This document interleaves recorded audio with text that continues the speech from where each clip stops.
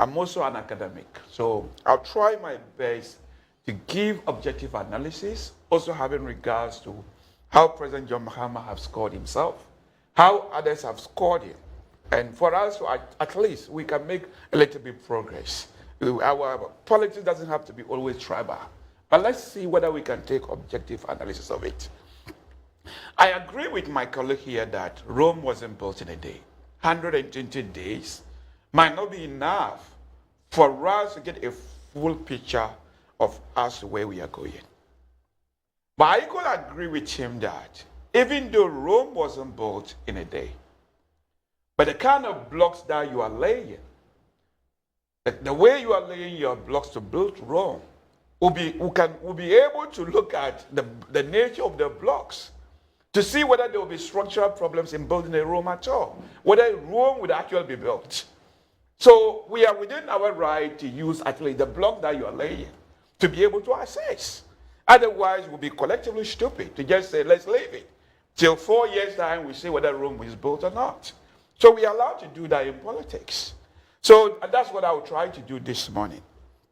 Okay. But sorry. But in doing that, yes, we must have it at the back of our minds that there were specific promises that were made. That's why yes, to be kept in a setting within a certain time. I'm going to go through some of the promises. Yes, so the context is important. Yes, the context. Yeah. The promises will be low. Okay, sure. But so as you said, they just want us to praise them within there's argument whether they are even 25 or 26. So let's say they are 26. Right. But as you see in law, contracts are not only formed based on what is written.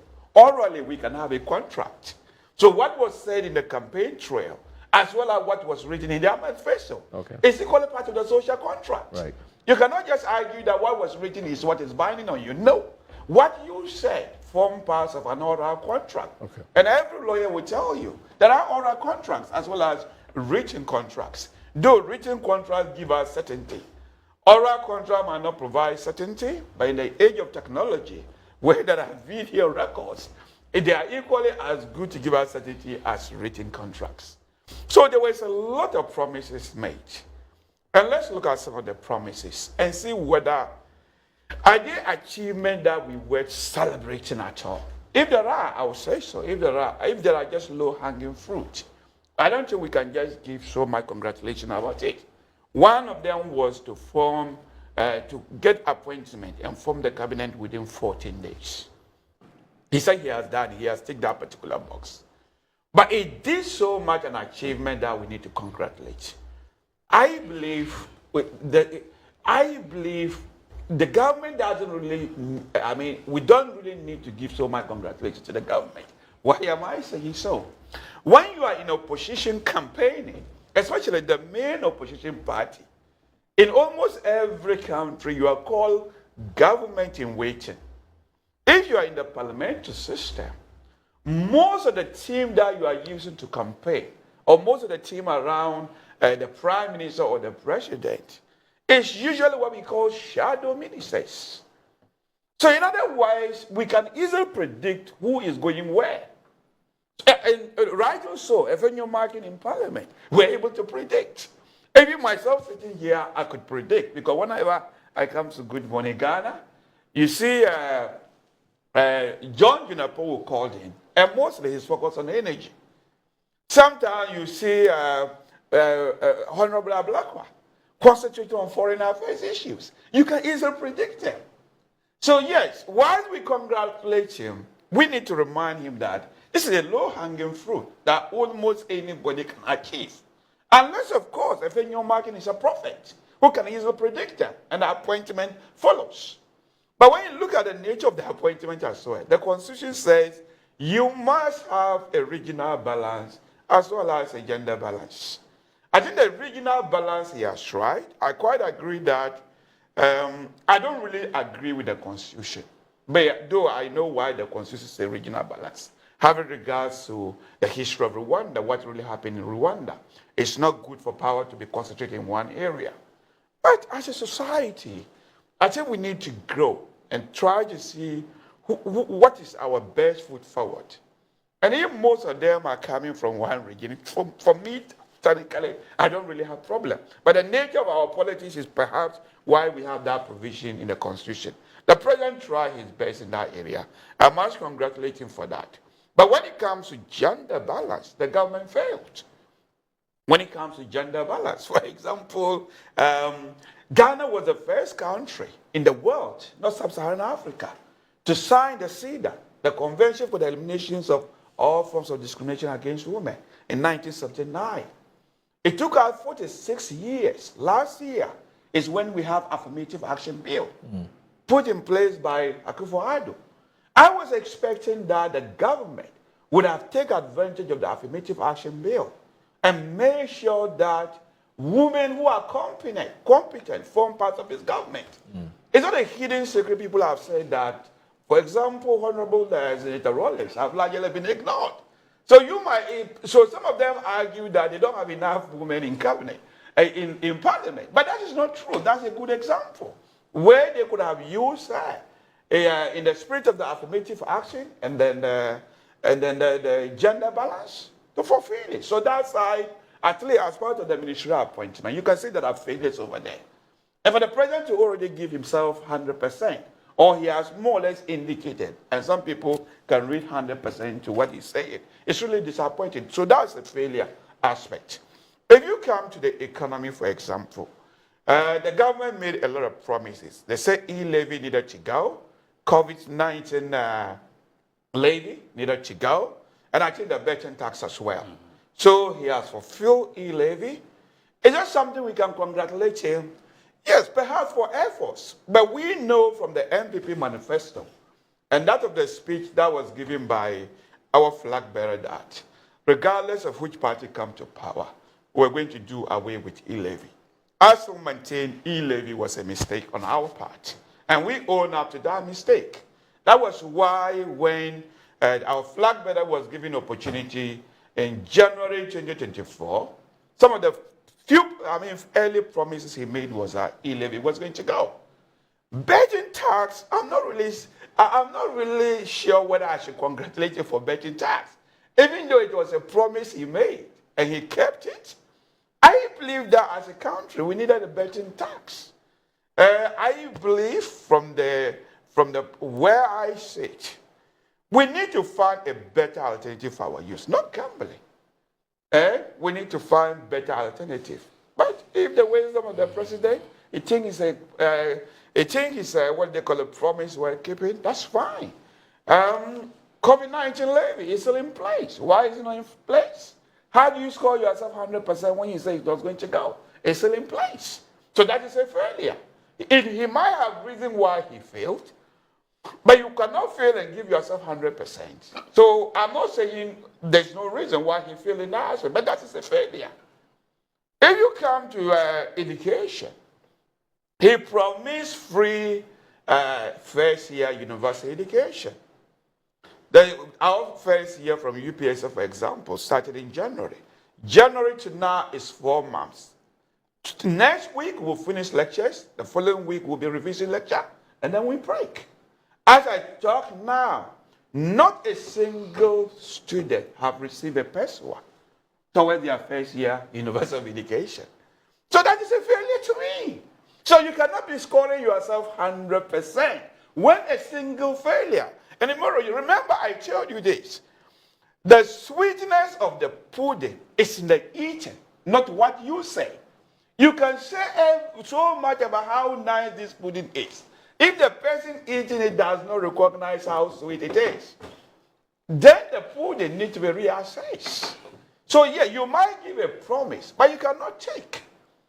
4 months is enough to make available the resources for their first year to first semester. If first semester is gone, even though there's still a lot for us to discuss as to if you are really a vulnerable, poor student who is taking advantage of the present promise, and first 4 months you are hanging around with university authority probably saying that unless you pay your fee, you might not be able to write your exams. If you have already taken advantage of this policy, you begin to be doubtful.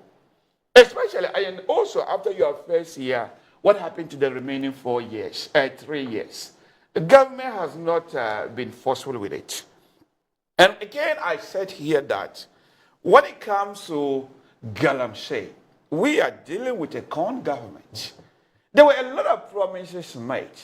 And I think the most fundamental one was outlawing mining in forest reserve. And you can see that somewhere in October, November, organized labor was very loud about the need to ban mining in forest reserves. President Akufo-Addo has to sit down, have various negotiations with them. And organized labor comes on agreement. And the time that they were doing the negotiation, Parliament was on recess. He promised them that they were going to put temporary ban in mining forest reserve. And when Parliament returned, Parliament will be given the opportunity to repeal it. Organized labor agreed and then called a strike.